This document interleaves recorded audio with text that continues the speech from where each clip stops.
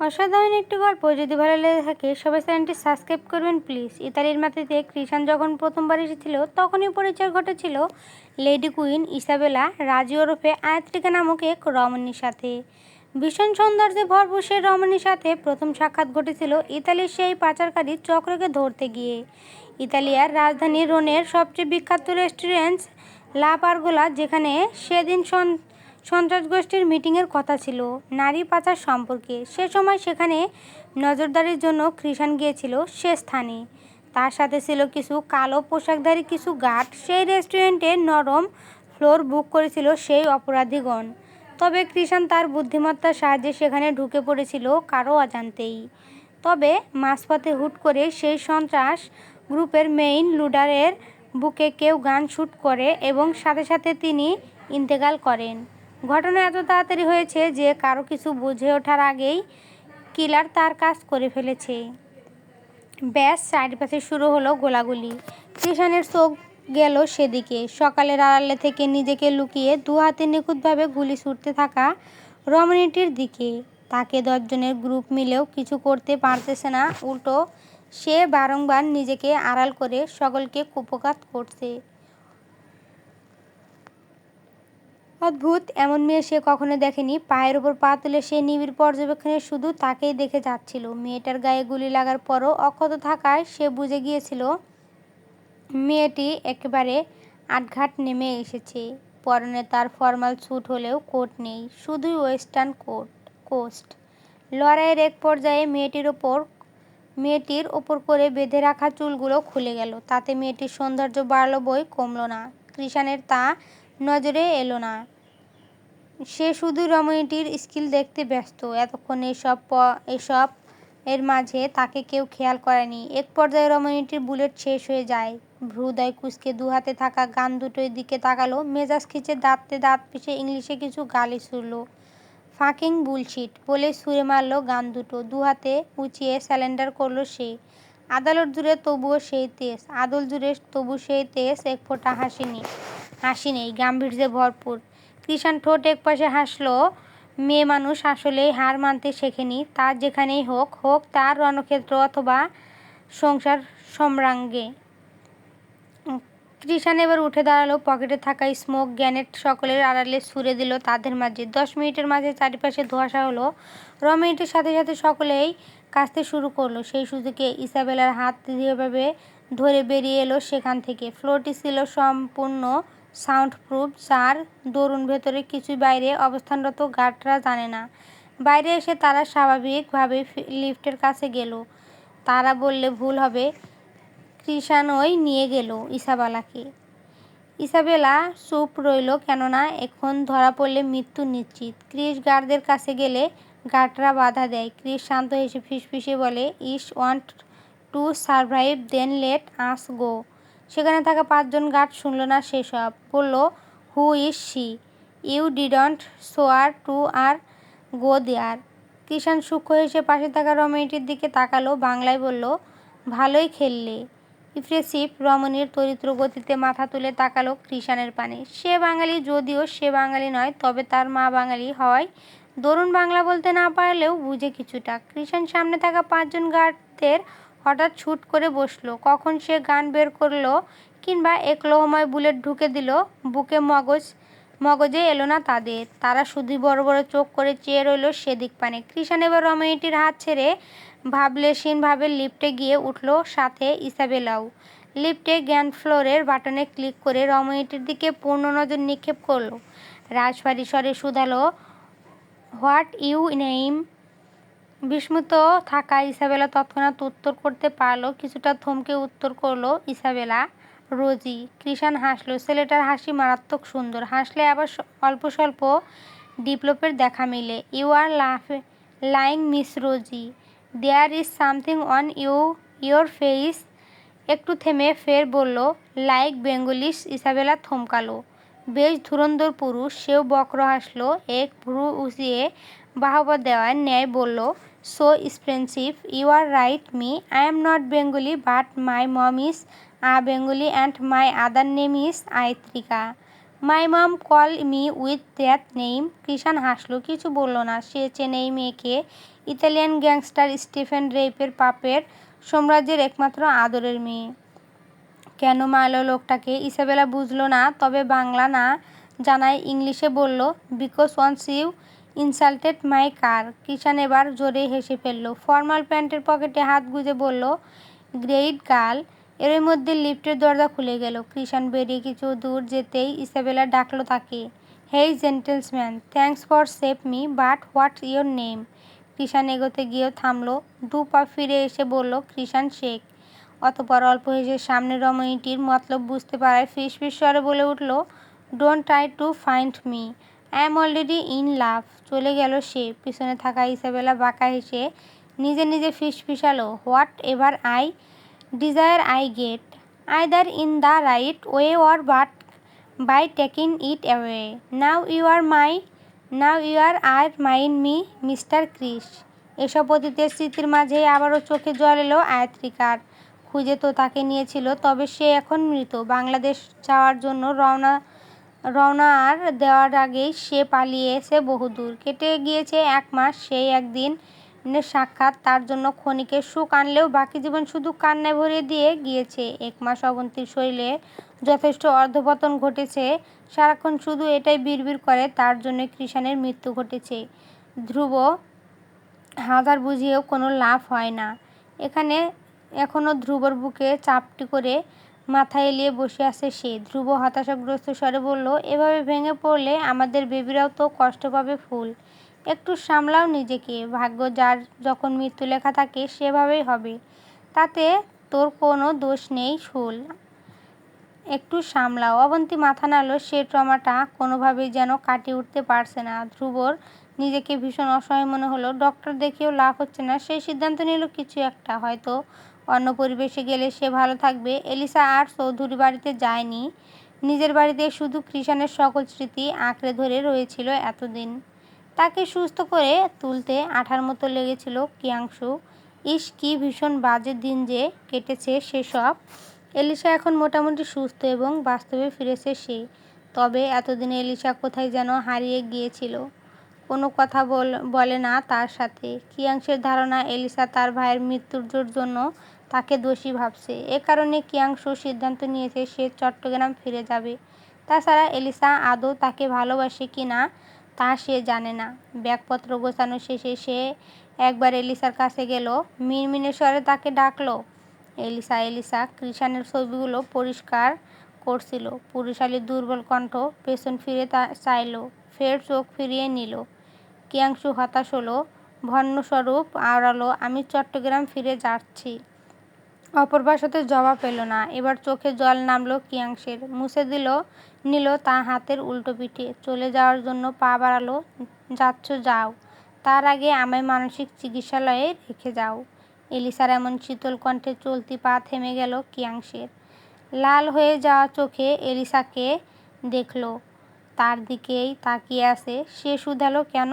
এতদিন এভাবে যত্নে ভালোবাসায় আগলে রেখে যাওয়ার পায়তারা যখন করে নিলে, তখন এই কেনর উত্তর না জানাটা বেশ বেমানান আমার কাছে। কিয়াংশের কেমন অনুভূতি হচ্ছে সে নিজেও বুঝতে পারছে না। এতদিন এলিসা বাকিদের সাথে কথা বললেও তার সাথে একবারের জন্য কথা বলেনি। এমনকি ভুলেও না। সে ভেবেছিল হয়তোবা তার মৃত্যুর জন্য সে তাকে দায়ী করে। কিন্তু আদৌ কি এমনটা? কিয়াংশু ব্যাগ ফেলে দিল, দৌড়ে গিয়ে জাপটে ধরল তাকে। ডুকরে উঠল সে, সাথে দুলে উঠল তার শরীরও। এলিসা কোনো প্রতিক্রিয়া দেখালো না, যেন সে এটাই জানতই। অবন্তী এবং এলিসার মানসিক অবস্থার কথা চিন্তা করে ধ্রুব এক সিদ্ধান্ত নিয়েছে। কিয়াংশুও সে এই ব্যাপারে সায় জানিয়েছে, কেননা এটি তাদের সকলের জন্য ভালো। ধ্রুব ভেবেছে তারা রাশিয়াতে সেটেল হবে। এই দেশ তাদের কাছে বিষাদের ঠেকছে। ফিজা বেগমকে বললে তিনি যেতে চাইলেন না। স্বামীর কবর এই বাড়ির আঙিনায়। যতই হোক নির্মল চৌধুরী কোনো দিন ভালোবাসার কমতি রাখেননি তার জন্য। এত বছরের সংসার জীবন ভুলে থাকবেন ইবা কী করে? আফজাল শেখ এবং মৌনী চৌধুরীকে বললে তারাও যেতে চাইলেন না। ছেলের শেষ স্মৃতিটুকু নিয়ে তারা বাকিটা সময় পার করতে চান। ধ্রুবরা না হয় কয়েকদিন পর পর দেশেই আসবেন। এলিসা প্রথমে রাজি না হলেও কিয়াংশু অবশেষে রাজি করালো। সিদ্ধান্ত হলো তাদের বিয়ের পরেই তারা রাশিয়ায় যাবে। সেই হিসাব অনুযায়ী সেদিন শুক্রবারে কাজে ডাকা হলো। ভীষণ সাদামাটাভাবেই তাদের বিয়ে পড়ানো হলো। শুধু পরিবারের কজন সদস্যই ছিল। পরদিন রাতে তাদের রাশিয়া যাওয়ার ফ্লাইট। এলিসা তখন রাতে সকল কিছুর গোছগাছ করে কৃষাণের কক্ষে গিয়েছিল। প্রতিটি বুকশেলফের কোণা, জামাকাপড়, তার ব্যবহার করা তীব্র পারফিউমের ঘ্রাণ, সকল কিছু সে একবার একবার ছুঁয়ে দেখছিল। চোখের কোণা বারংবারই জলে ভরে উঠেছিল। এভাবে ড্রয়ার ঘাঁটতেই তাদের একসাথে ছোটবেলায় এক ফ্রেমে দেখল। এলিসা ঠোঁট কামড়ে কান্না আটকানোর প্রয়াস চালালো। অস্ফুট স্বর তার, ভাই তুমি দেখছো কি? তোমার সেই ছোট্ট বোনটার বিয়ে হয়ে গিয়েছে জল কারো বাদশাদে, তাই তো তারা উন্মত্ত হয়ে বেয়ে পড়ছে উষ্ণ গাল বেয়ে। হঠাৎ তার নজর গেল এক ডায়েরির দিকে, যার ওপর স্পষ্ট খোদাইকৃত নাম। সে একবার খুলে দেখতে চাইল। পরক্ষণেই তার মালিকের কাছে পৌঁছবে বলে ঠিক করলো। যা ভাবনা তাই কাজ। পরদিন সকাল হতে না হতেই অবন্তীর কাছে ছুটে গেল সে। অবন্তী তখন বিষণ্ণ চিত্তে জানালার বাইরে দৃষ্টি রেখে আকাশ দেখছিল। মেঘলা আকাশ। ধ্রুব বাকি সব ব্যবস্থা করতে একটু বেরিয়েছে। অল্প কিছুক্ষণের চলে আসবে হয়তো। এমন সময় এলিসার আগমন ঘটল। দরজায় টোকা পড়ার শব্দে ঘাড় ঘুরিয়ে ফিরল। এলিসাকে দেখে ভ্রু কুঁচকালো, অবাক হলো। এতদিনে সে আসেনি যে। এলিসা মৃদু স্বরে শুধালো, আসবো? অবন্তী ক্ষীণ হাসল। হাসি বলা যায় না, শুধুই ঠোঁট এলানো। হয়তো সৌজন্যতার খাতিরে। ওপর নিচ মাথা নেড়ে সম্মতি জানালো। এলিসার বিয়েতে গিয়েছিল ধ্রুব, অবন্তী যায়নি। ও বাড়িতেই তো কৃষাণের কবর। যাবে কি করে? ধ্রুব এই অবস্থায় অবন্তীকে একা ফেলে যেতে না চাইলেও জোর করে পাঠিয়েছে অবন্তী। ধ্রুবর নিজেরও যাওয়াটা প্রয়োজনীয় হয়ে উঠেছিল, কেননা কিয়াংশের বাবা মা আসতে পারেনি। তবে তারা ছেলের খুশিতেই সুখী। এলিসার আদল জুড়ে কেমন বউ বউ ভাব, সদ্য বিবাহিত বধূ কিনা। এলিসা হেঁটে অবন্তীর কাছে এসে দাঁড়ালো। কেমন আছো অবন্তী? অবন্তী জবাব দিল না, হাসল কিছুটা। পাল্টা প্রশ্নে শুধালো, তুমি কেমন আছো? এলিসা নিজেও এর জবাব দিতে পারল না, শুধু হাতে করে বয়ে আনা ডায়েরিখানা দিল।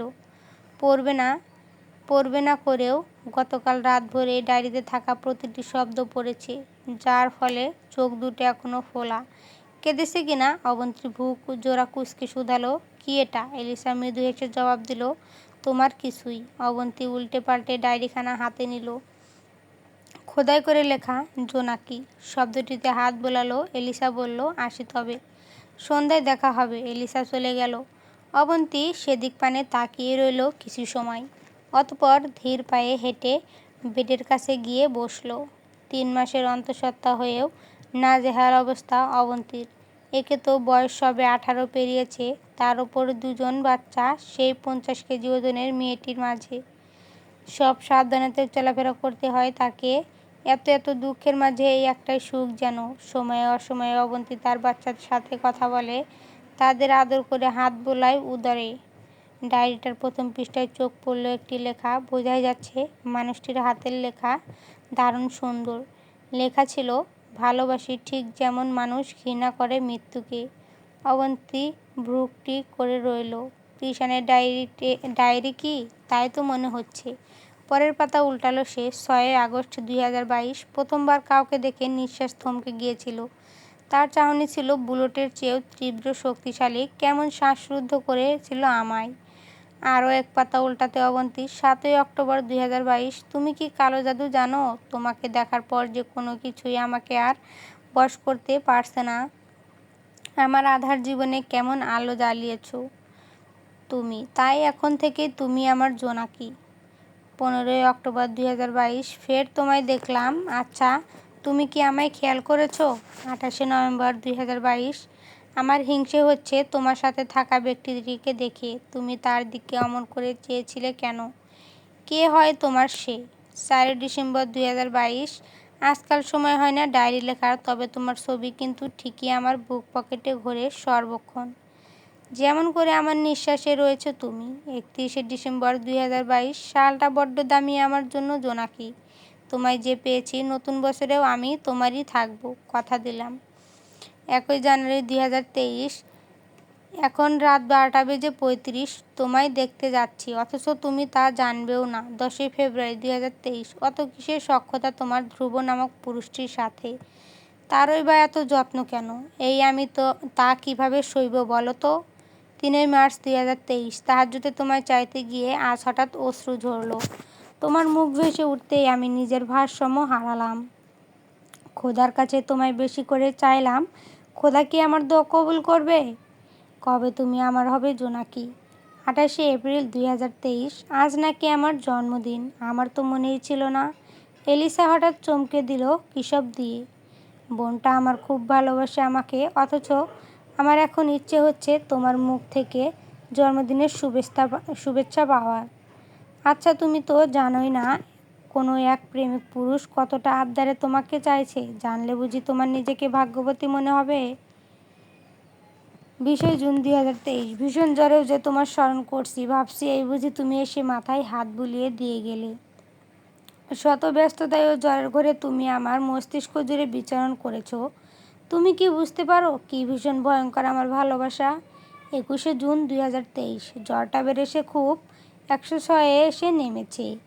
এই জ্বরেও আমি তাহাজ্জুদ পড়েছি নিজের সুস্থতার আগে। আমি তোমায় চেয়ে কেঁদেছি খুব করে। কেন জানি ভয় হচ্ছে তোমায় হারিয়ে ফেলার। মরণসম যন্ত্রণা অনুভব করেছি জোনাকি। 10ই জুলাই 2023। নিজের জন্মদিনে ভুলে যাওয়াটা আমিটা তোমার জন্মদিন খুব করে মনে রেখেছি। শুভ জন্মদিন আলো রসায়ের জোনাকি। আর 2 বছর পরে 18 হবে, তখন তোমাকে আমারই হতে হবে। কিন্তু 6 আগস্ট 2023। তোমার হৃদয় মাঝারে খোদাই করে রাখায় 1 বছর হলো জোনাকি। তুমি কবে যে আমার হবে? 7ই নভেম্বর 2023। খুব ব্যস্ত সময় কাটছে আমার জোনাকি। ভালো লাগে না আর এসব। কেমন যান্ত্রিক যান্ত্রিক মনে হয় নিজেকে। তবু আমার কথা বলার কেউ নেই, কি করি?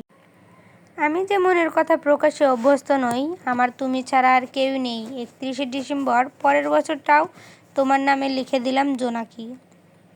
9 মে 2024। তুমি বিবাহিত জোনাকি। এলিসার কেমন পাগলামি করছে দেখো না। এইসব মিথ্যে, তাই না? ধ্রুবকে নাকি সে ভালোবাসে। তাহলে কি ও সত্যি বলছে? আমার দম বন্ধ হয়ে আসছে। আমি মানতে পারছি না তুমি আমার নও। আল্লাহ, তুমি আমার না হলে আমি তোমার সাথে সাক্ষাৎ কেন হলো জোনাকি? আমার যে মরে যেতে ইচ্ছে করছে। 12 মে 2024। তুমি অন্যের, তা আমি কি করে মেনে নিই? আমি যে পারছি না। আজও তাহাজ্জুদে আমি তোমায় চেয়ে বসেছি। এত ঘৃণিত পাপ কেন হচ্ছে আমার দ্বারা? আমি তো ভেবেছিলাম আমার ভালোবাসা পবিত্র, এমন কুলুষিত তা তো আমার জানা ছিল না। এ কোন পাপের সাজা বল? আমার শ্বাস আটকে আসছে। আমি স্লিপিং ড্রাগ নিয়েও ঘুমোতে পারছি না কেন? 10ই জুলাই 2024। এ বছরেও জঘন্যতম উপহারটা যে আমায় দিলে প্রিয় জোনাকি। তবুও শুভ জন্মদিন। পরের বছর তুমি 18 হবে, তবে আমার আর হবে না কখনো। 31শে ডিসেম্বর 2024। পরের জন্মে বুঝি আমার হবে, নাকি সেই ধ্রুবর হয়ে কাটাবে সে জীবনও? আমার না হও, আমি আজীবন শুধু তোমারই। 3 ফেব্রুয়ারি 2025। এই যে লিখিতে গিয়ে পাতা ভিজছে। এখন রাত 3টে। আমি ঘুমোতে পারিনি আর জানো, যেদিন থেকে আমি তোমায় অন্যের বলে জেনেছি, তুমি তো কখনোই জানবে না আমি তোমায় কত করে চাইলাম। খোদার কাছে আমার একটাই অভিযোগ, তুমি তো আমার ছিলে না কবু। তোমায় পাওয়ার এত আকুলতা কেন আমার তবু? 10ই জুলাই 2025। কীভাবে নিঃশেষ করলে আমায় গো তুমি? একদলা ভাত খেতেও গিয়ে পাতে অশ্রু ঝরে। ভাত তবু আমার গলা দিয়ে নামে না। আজ তুমি অষ্টাদশী কন্যা, তবে আর তোমাকে নিজের করে চাওয়ার অধিকার নেই আমার। 6 আগস্ট 2025। তোমায় আমি পেলাম না, তুমি আমার হলে না। তুমি হেমলোক জেনেও আমি তোমার পান করেছি প্রতিনিয়ত। অথচ খোদার এক ফোঁটা মায়া হচ্ছে না আমায় তোমাকে ভুলিয়ে দিচ্ছে না। ভোলাবেই বাকি করে আমার আমিতে তুমি ছাড়া যে আর একাংশও আমার নয়। 17 অক্টোবর 2025। তুমি মা হবে, ছোট্ট তুমিটা মা হবে। আমি খুশি, মেনে নিয়েছি আমি বাস্তবতা। তবে জানো, তোমায় অন্য কেউ স্পর্শ করেছে, তা আমি এখনো সহ্য করতে পারছি না। অথচ কোনো কালেই আমি এমন হিংসুটে ছিলাম না। 30শে নভেম্বর 2025। আজ তোমার বিয়ে জোনাকি, তোমার বিয়ে। তুমি অন্য কারো হচ্ছ নাকি আমায় দাফন করছো। আল্লাহ, তার লাল বেনারসি আমার দাফনের কাপড়, তার কবুল বলা আমার কবর। সে অন্যের জন্য কবুল বলছে। আল্লাহ, আমার আর কিছুটি চাওয়ার নেই, আমি শুধু মৃত্যুর অপেক্ষায়। তুমি অন্য কারো জেনেও তোমার জন্য সকল অপেক্ষায় আজও এখানেই মৃত্যুতে হলো জোনাকি। সাথে আমার আমিটাও। আমার অপরাধ কী ছিল? ভালোবেসেছি তাই। 1 ডিসেম্বর 2025। চলে যাব আমি আর কিছুদিন পর জোনাকি। তোমায় অন্য কারোর সাথে দেখা আমার কাছে অসম্ভব কিছু। ভেবেছি ইতালি বা রাশিয়াতে শিফট হব। বাকি জীবন না হয় তোমার স্মৃতিতেই কাটালাম। এই যে জানুয়ারি এলেই পালাবো ভাবছি তোমার থেকে, তুমিময় যন্ত্রণা থেকে। তবে তা অসম্ভব, তা আমি জানি। শেষ পৃষ্ঠায় তারিখ লিখলাম না আজ, কেন জানি মনে হচ্ছে খুব খারাপ কিছু হবে। বেরোচ্ছি অনেক তোমায় উদ্ধারে। ভাবলাম কিছু লিখি, জানি না কেন মনে হলো হঠাৎ তোমার ছোঁয়া আমার এই জীবনে পাওয়া হলো না।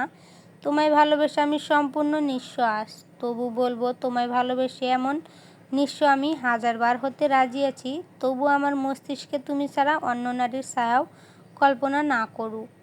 আজ এই ডায়েরির পৃষ্ঠাও শেষ। অদ্ভুত সব কিছুতেই কেমন মায়া হচ্ছে আজ।